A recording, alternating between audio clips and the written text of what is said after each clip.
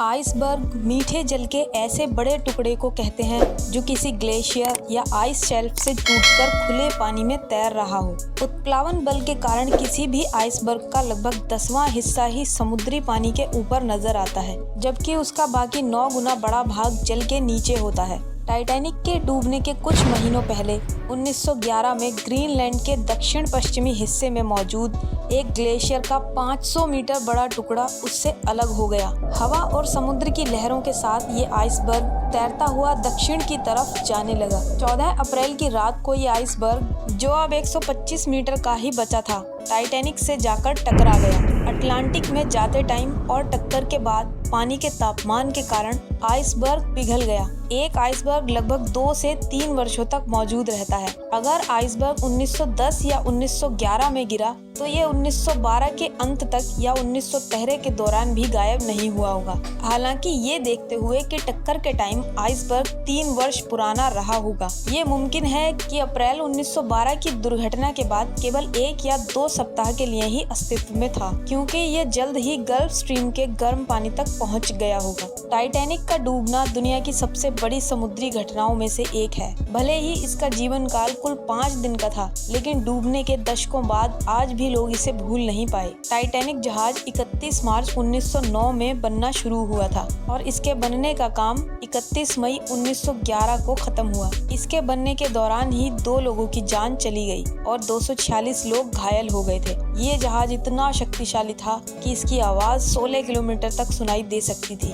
इसका सफर 10 अप्रैल 1912 में शुरू हुआ था और ये 15 अप्रैल 1912 को आइसबर्ग से टकराकर डूब गया। हालांकि इसमें करीब 1517 लोगों की मौत हो गई थी। इसकी परफेक्ट जानकारी देना तो मुश्किल है, लेकिन जानकारी के अनुसार जहाज को पूरी तरह से डूबने में 2 घंटे 40 मिनट का टाइम लगा।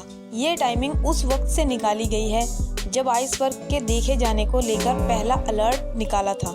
जहाज के डूबने की खबर सुनने के बावजूद म्यूजिशियन गाने बजाते रहे। ऐसा इसलिए ताकि मरने वाले लोग आखिरी कुछ टाइम में खुशी के पल बिता सकें। आपको जानकर हैरानी होगी, लेकिन जहाज इतनी बुरी तरह से क्षतिग्रस्त हुआ था कि दूर दूर तक इसका मलबा नहीं मिला। इसका मलबा ढूंढने में करीब 73 साल लग गए थे। 1 सितंबर 1985 को वैज्ञानिक जीन लुई मिशेल और डॉक्टर रॉबर्ट बलार्ड ने जहाज के अवशेषों का पता लगाया था। सन 1912 में उस जहाज की कीमत $7.5 मिलियन थी। इससे भी दिलचस्प बात यह है कि जेम्स कैमरून ने जो मूवी बनाई है, उस मूवी का बजट $200 मिलियन तक पहुंच गया था। टाइटैनिक बहुत ही लग्जरी और मॉडर्न स्टाइल का था। इसका इंटीरियर देखने लायक था। शायद आपको नहीं पता होगा, लेकिन जहाज के अंदर का इंटीरियर लंदन के एक होटल द रिट्ज से इंस्पायर्ड था। ये होटल आज भी है। अगर आप टाइटैनिक का एक्सपीरियंस लेना चाहते हैं तो जीवन में एक बार लंदन के इस होटल में जरूर विजिट करें। समुद्र के अंदर टाइटैनिक जिस जगह पर है, वहाँ उसके मलबे में जंग लग चुका है और बैक्टीरिया और दूसरे कीटाणु उसे तेजी से खत्म कर रहे हैं। जानकारों की माने तो इस विशालकाय जहाज का अस्तित्व